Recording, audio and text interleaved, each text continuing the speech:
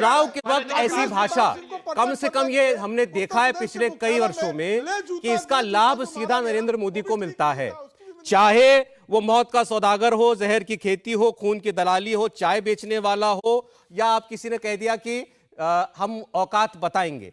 आप कह सकते हैं कि बीजेपी जो है उसके दोहरे मापदंड हैं, लेकिन चुनाव में अपमान का हथियार बनाकर इस्तेमाल करना, यह बीजेपी और नरेंद्र मोदी बखूबी जानते हैं और पहले वो दिखा चुके हैं कि इसका कैसे लाभ उठाया जाता है। और क्या इस चुनाव में वो नहीं होगा? अवनीश जी। सौरभ जी, बड़ी साफ सी बात है, नरेंद्र मोदी नहीं, यहाँ तो गुजरात प्रदेश आम आदमी पार्टी के जो अध्यक्ष हैं, उन्होंने नरेंद्र मोदी की माताजी के बारे में जो अपशब्द कहे हैं, जो गालियां दी हैं, वहां तक बात पहुंच गई। बात बड़ी साफ सी है। मैं अखिलेश जी आपको याद दिला देता हूँ। आपके एक नेता हैं, मैं कांग्रेस पार्टी में ही हैं, मणिशंकर अय्यर। उन्होंने कहा नरेंद्र मोदी चाय बेचने वाला है, वो चाय बेचेगा, मैं अपने एआईसीसी के अधिवेशन के बाहर स्टॉल लगवा दूंगा, यहाँ आकर के चाय बेचेगा। अब आप बताइए, वहां पर पाकिस्तान जाकर के कहते हैं मणिशंकर अय्यर, जो भारत के विदेश मंत्री रह चुके थे, कि हमें भैया, हम तो हटा नहीं सकते नरेंद्र मोदी को, आप हमारी मदद कीजिए। एक बात। दूसरी बात, जितनी जो भी आपने सरदार पटेल की, प्रेम शुक्ला जी ने बिल्कुल सही कहा कि एक बहुत बड़ा संकुल है, उसके एक अंग है नरेंद्र मोदी। ये है गुजरात की संपदा। गुजरात में जितने बड़े सरदार पटेल हैं, उसकी विरासत का एक हिस्सा है नरेंद्र मोदी। ये इस पूरे स्टेडियम और संकुल का प्रतीकात्मक अर्थ है। पूरे गुजरात को जिस तरीके से बारडोली में सरदार पटेल ने किसानों के आंदोलन से गुजरात को राष्ट्रीय और अंतर्राष्ट्रीय मानचित्र पर उसकी अस्मिता दिखाई थी, अस्मिता स्थापित की थी, उस विरासत का ही एक अंग है नरेंद्र मोदी। इसलिए नरेंद्र मोदी का नाम रखा गया है, इसलिए नहीं कि नरेंद्र मोदी बड़े हो गए। और अखिलेश जी आप बताइए, जब जब ये सरदार पटेल की प्रतिमा बनाई जा रही थी, तब कांग्रेसियों के सारे आर्काइव्स में से निकालें क्या क्या बयान आए थे सरदार पटेल की प्रतिमा के बारे में। आप आर्काइव्स की बात कर रहे हैं, आर्काइव्स में निकाल लीजिए आप। जितनी गालियां, नाली का, गंदी नाली का कीड़ा तक कहा गया, संसद में कहा गया। अधीर रंजन चौधरी ने कहा, कहा गंगा, कहा गंदी नाली, किसकी तुलना कर रहे हो आप? कहां बात कर रहे हैं अखिलेश जी? आपने आज अच्छी अच्छी बातें कही, बड़ी साफ सुथरी बातें कही, लेकिन आप एक बात बताइए कि ये जो बातें हैं लगातार कही जाने वाली बात, खुद नरेंद्र मोदी के बारे में, और नरेंद्र मोदी देश के प्रधानमंत्री हैं, पाकिस्तान में जाकर के उनको हटाने की बात करने का मतलब क्या है? तात्पर्य आप मुझे बता दीजिए, क्या मतलब है पाकिस्तान जाकर के? सौरभ जी, बड़ी साफ सी बात है, नरेंद्र मोदी जी ने आज जो कहा है कि गालियां हैं, गालियां मिल रही हैं, और इन्होंने, प्रेम शुक्ला जी ने आज एक संख्या भी बताई है, उस संख्या पर न भी जाएं हम, तो बात बड़ी साफ सी है। सरदार जी। पटेल के बारे में ऐसा नहीं है। मैं सौरभ जी 10 सेकंड और लूंगा। मैं किसी के भी नैरेटिव को सही नहीं मानता हूं, मैं किसी व्हाट्सएप को नहीं मानता हूं। मणिबेन पटेल की डायरी में लिखे गए एक एक शब्द को तो सच मानेंगे।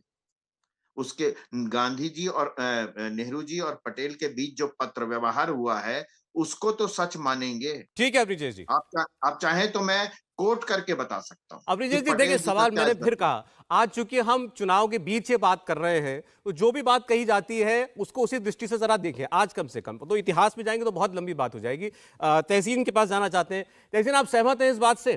प्रधानमंत्री गुजरात के चुनाव में अब जब अपील करेंगे, जब वो रैली करेंगे, वहां वो नहीं बोलेंगे ये मुझे मेरी औकात बता रहे थे? और क्या कांग्रेस पार्टी के किसी नेता के द्वारा कही गई एक बात का प्रधानमंत्री नरेंद्र मोदी के द्वारा जिक्र करना सीधा सीधा चुनाव में फायदा नहीं पहुंचाएगा उनको?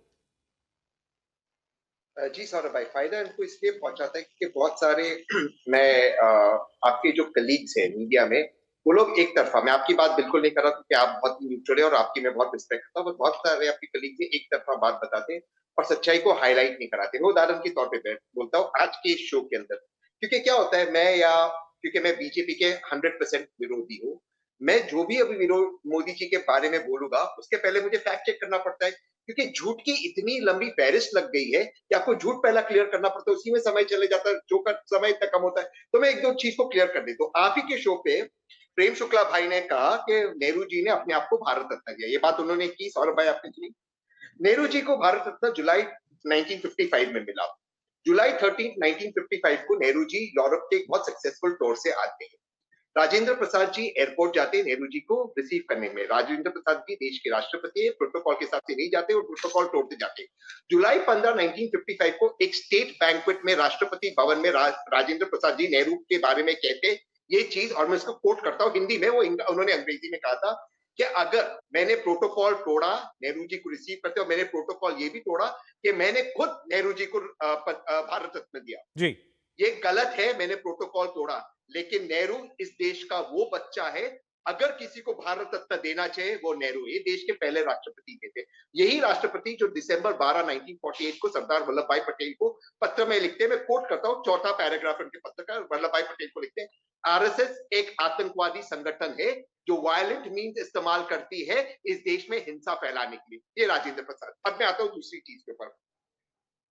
पटेल जी के फ्यूनरल में नेहरू जी नहीं गए, ऐसे आपके शो पे बताया गया, उसको अखिलेश भाई ने क्लियर किया। ये तो मोदी जी ने भी झूठ बोला था। झूठ है, जी, मैंने तहसीन कभी जी। कहा, लोगों को रोका गया, कहा मैंने। एक चीज मैं अपनी बात अगर बीच में तहसीन आप कोई कंप्लीट बोलेगा, कर ले, मैं मुझे ब्रेक भी बोलूंगा, लेना है, बीच में कंप्लीट बात कीजिए। बताऊं। और रोका गया का मैं आपको अपनी बात दस्तावेज समाप्त भेजता हूँ। मैं अपनी बात समाप्त कर दूं। जो दीनदयाल उपाध्याय व्हाट्सएप यूनिवर्सिटी में दस्तावेज भेजे, उससे ज्यादा मैं आपको आर्काइव्स भेजता हूँ।